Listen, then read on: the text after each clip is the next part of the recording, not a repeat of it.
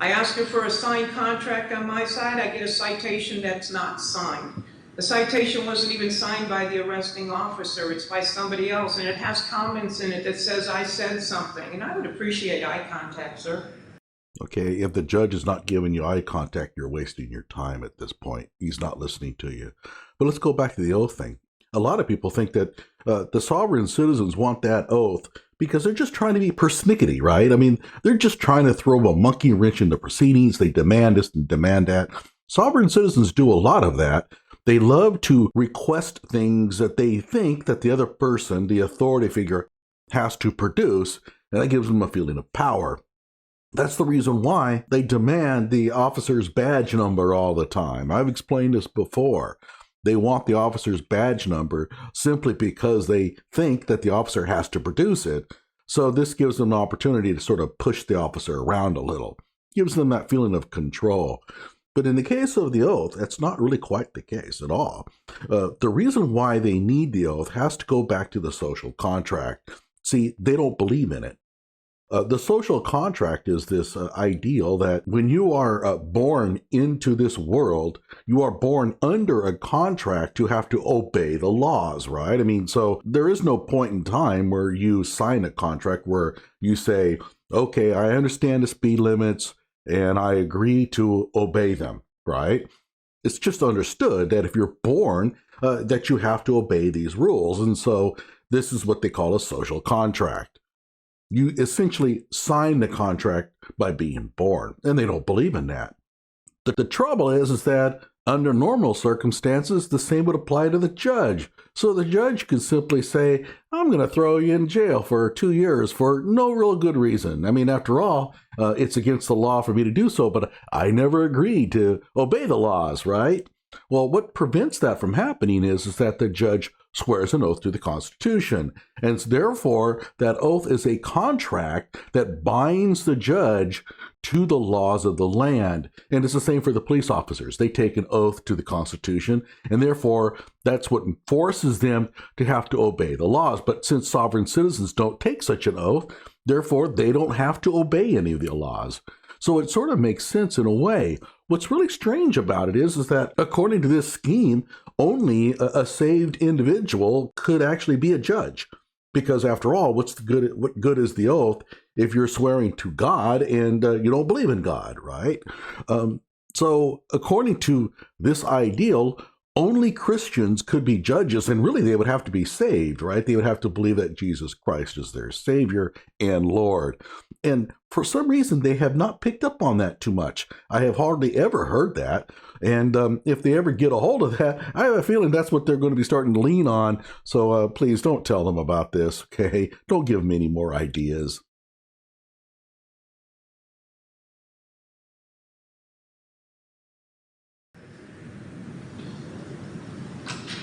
I don't appreciate being ignored by the court. So anyway, I didn't sign anything. I have not contracted with this court. I haven't contracted at all. And why? Because I don't need to. I'm not under these statutes, rules, regulations, codes, ordinances, mandates, and all the rest. Right. She never signed the contract when she was born. She doesn't believe in social contracts. I tried to explain that to the public defender here that you assigned to talk to me. And then basically everything out of his mouth came out right out of this hate crime document called Law Enforcement Guide to Sovereign Citizens. I'm not a Moor. I'm not a Waukesha Nation. I'm an American state citizen. In other words, a sovereign citizen. We get it.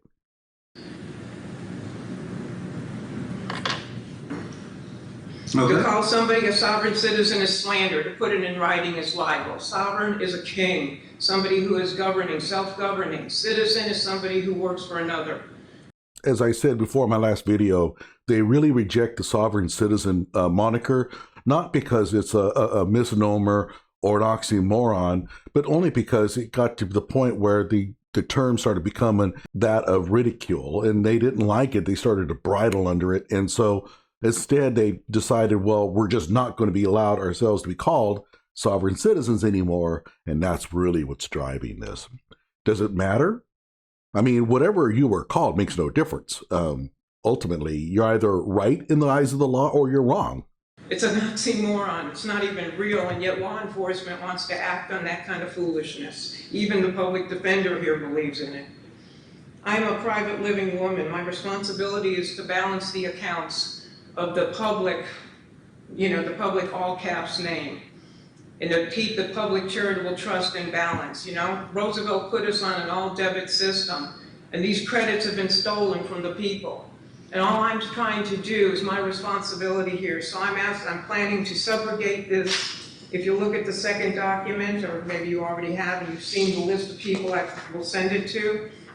Okay, a couple of things here. She's talking about the 1933, I believe, tax law, which basically, I think, invented the IRS. And of course, when they did that, they got rid of all real money, replaced it with fake money, these so-called federal notes and all that, yada, yada, yada. We've heard it a million times before. Sorry, it just doesn't seem to make any sense at all to me. But that's what she's referring to. Responsibility here. So I'm planning to subrogate this. If you look at the second document, or maybe you already have, and you've seen the list of people I will send it to. The other thing about it is that she brings up subrogation. That has only any kind of application in civil law, typically like real estate claims and stuff like that. The judges make a mistake here, and they allow these sovereign citizens to talk about subrogation. They never ask them, well, what does that mean to you? Because if they did, the sovereign citizens typically wouldn't know what to say. It's a term they throw around. They really don't understand what it means. Governor DeSantis has been involved in my case. I have a letter here that was sent to him.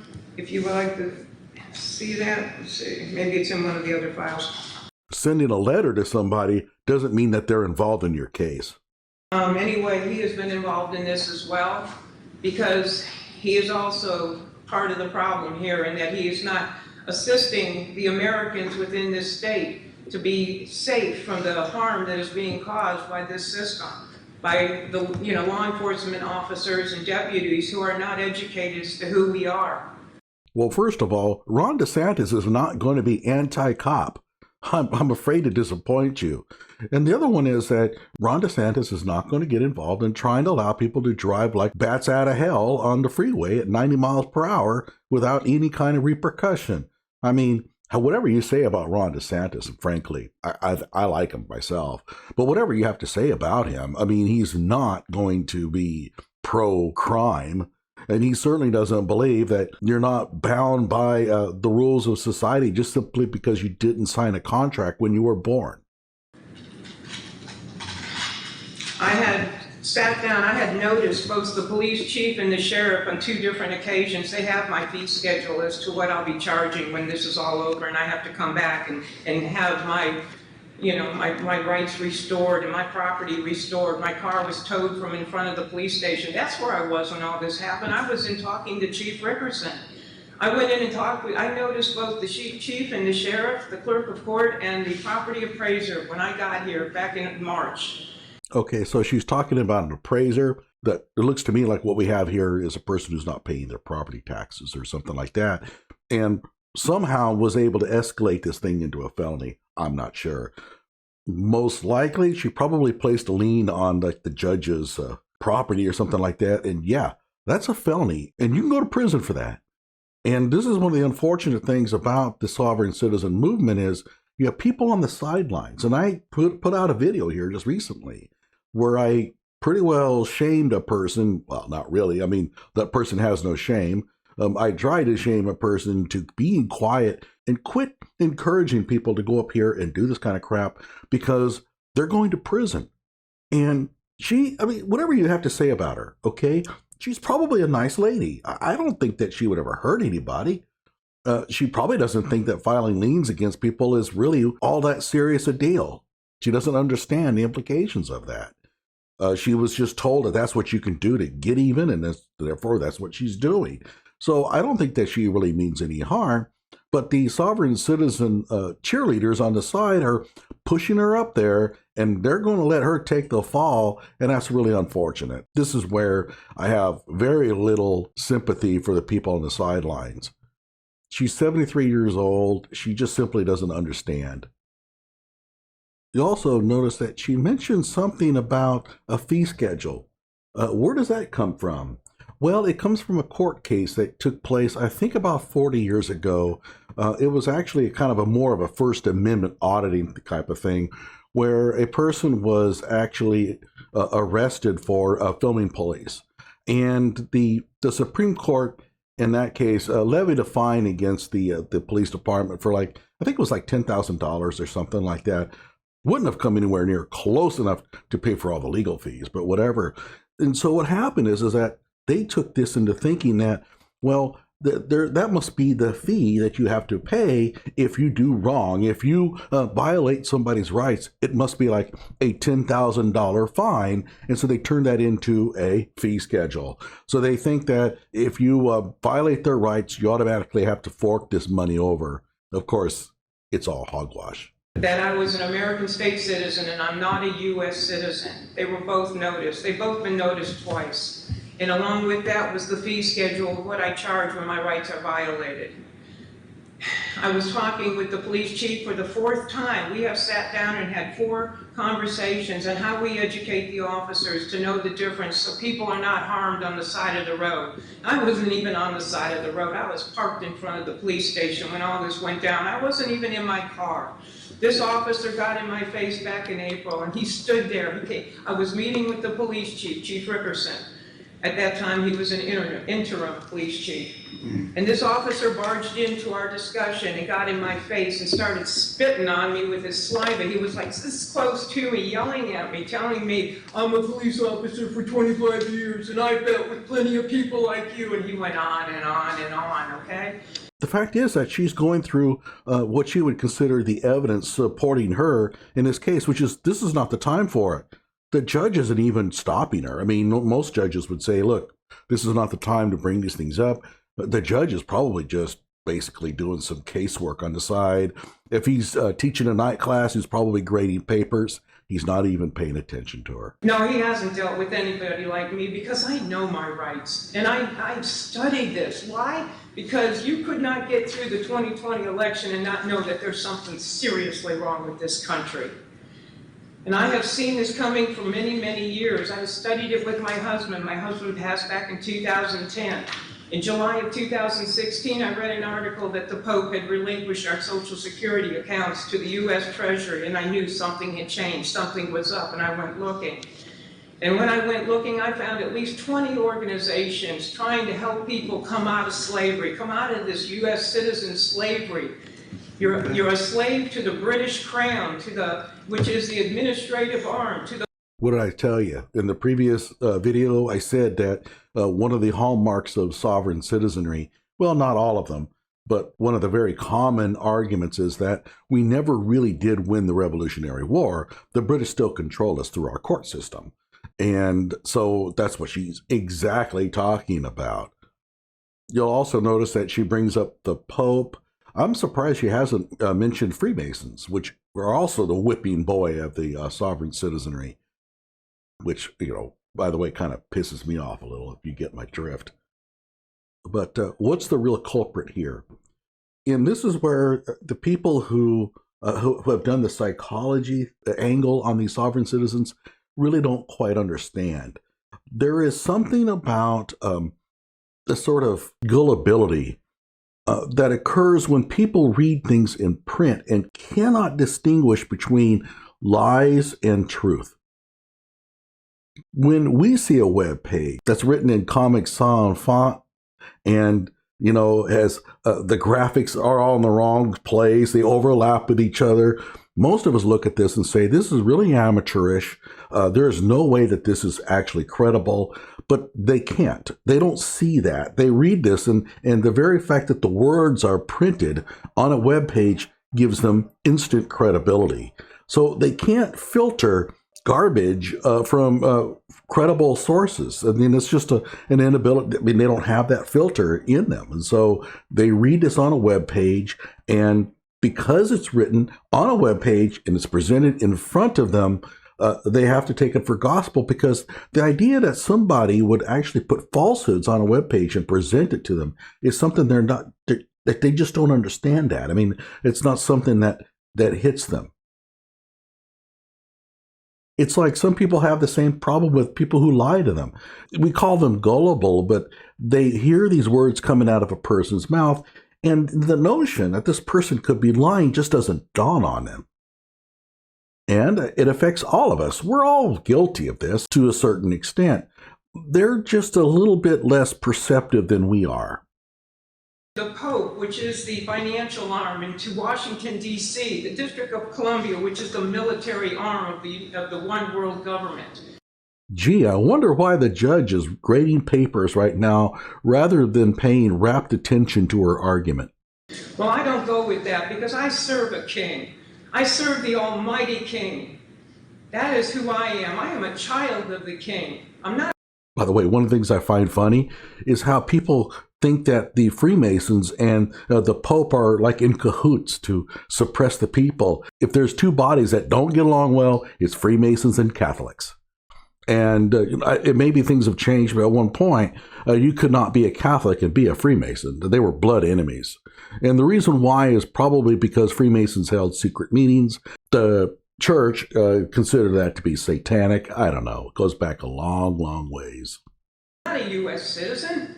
I'm a child of the King, and I have rights that were given to me, sovereign rights given to me by my Creator. And I live by the Bible. I don't live by any kind of religion, sir. I read the Bible cover to cover, and I do what it says. Did you ever sign a contract with God? I wonder. And when it says that there are two commandments in the New Testament that Jesus, or Yeshua, I prefer to call him by his Hebrew name, the two commandments, to love God above all things and to love your neighbor as yourself, I live by that. But that's a summary of the 10 commandments that are in the Old Testament, Exodus 20. And the first 5 commandments are how you love your Creator. And the second 5 commandments is how you love your neighbor. And I live by that, sir. Okay, and this is where you have to understand the psychology of sovereign citizens like her. They're not always religious, but she's definitely religious, right? And the problem that she has is that she thinks that because God has created these commandments, that when people are born, they're not born into a social contract with the government, right? Oh, no, can't have that. Instead, they are born with a contract to God. But the trouble is that not everybody follows God's commandments.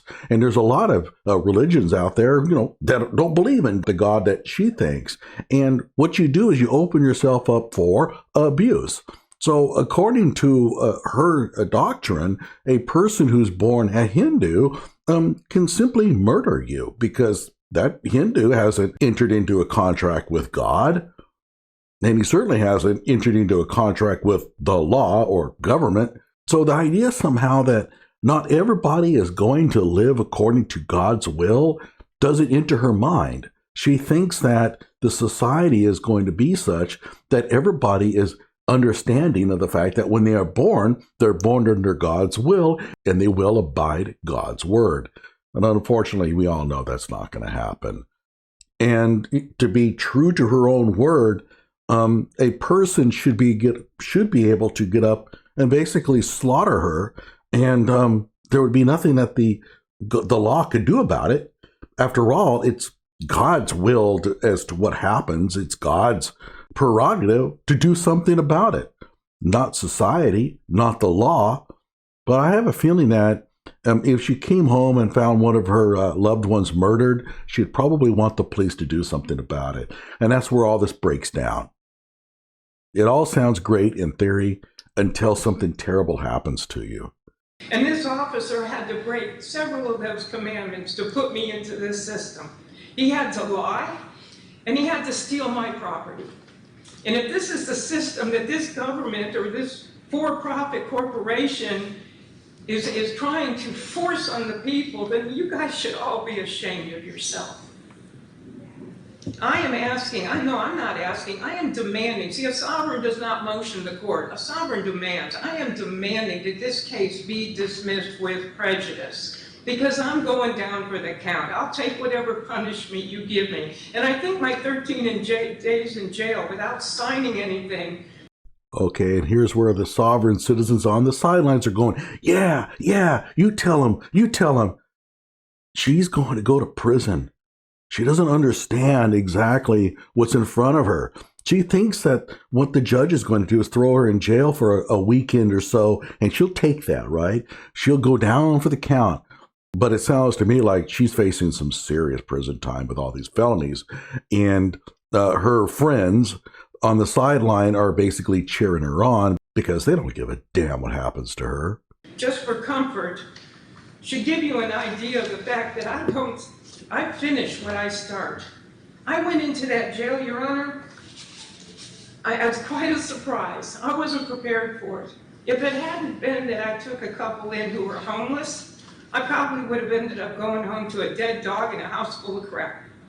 But that gentleman, the people that I took in who were homeless, called my girlfriend and said she didn't come home last night. Well, my girlfriend knew that I was on my way to the post office in Live Oak, and she knew I was going to stop by and talk to the sheriff. So first call she made was to the Suwannee County Jail. Second call was to the Hamilton County Jail, and she found me. I was sitting in jail. I've never been in trouble with the law before. Do you know what it's like for a 73-year-old woman to have to stand there and take her underwear off and stand in front of somebody else? Well, okay, you're not the first person to ever have to do that.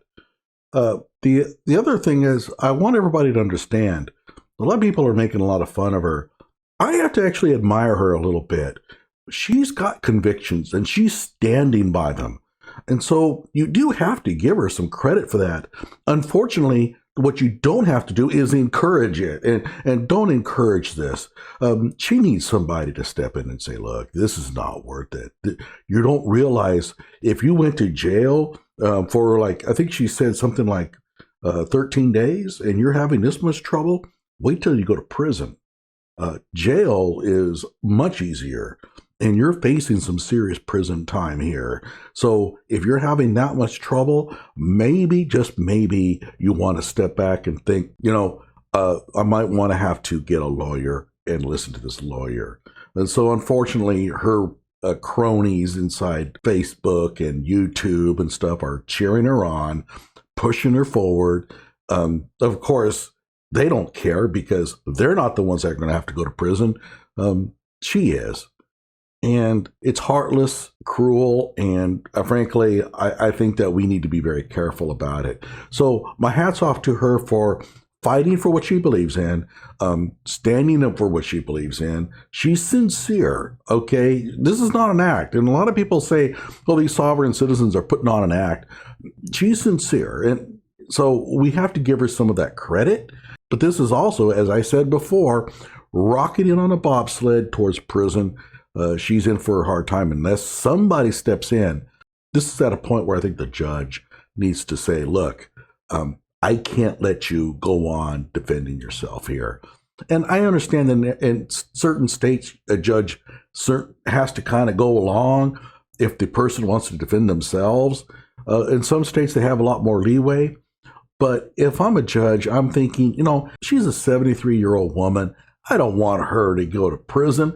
I don't want her to have to go through that. I'm going to bend over backwards here to ensure that she's given legal counsel because her crimes are probably not malicious. She probably didn't mean any harm, but she blundered her way. And why? She's simply gullible. That was so humiliating. You want to talk about rights? Let's just talk about basic humanity here. Okay. And I was given an orange swimsuit. I don't look good in orange at all. I have to bring some humor so I can stop crying.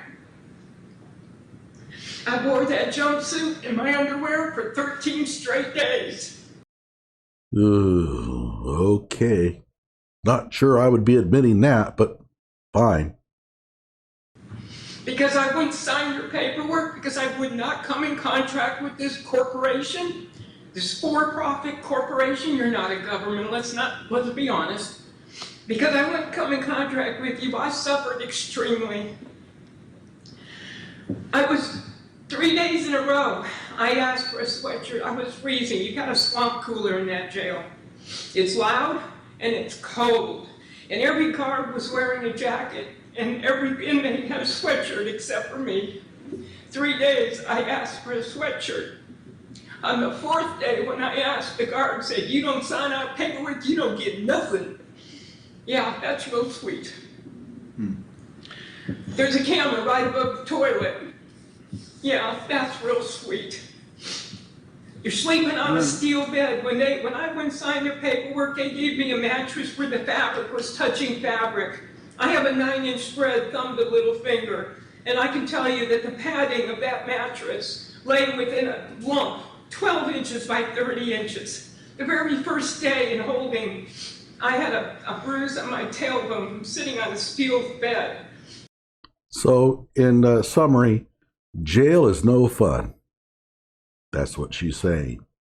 I'm going to go ahead and stop it now. I'm going to probably pass through a lot of this. She goes on for quite a while talking about the horrors of jail. I don't think there's any need to go through that. We kind of get it. That's the reason why I kind of obey the law, because I don't want to have to go through that. And I understand her principles and stuff, but at some point, society has created laws. Even though you didn't enter into a contract with society to obey those laws, maybe you should just do it anyway. Why not? You know? Sometimes it's just a good idea not to stand on the principle of the thing.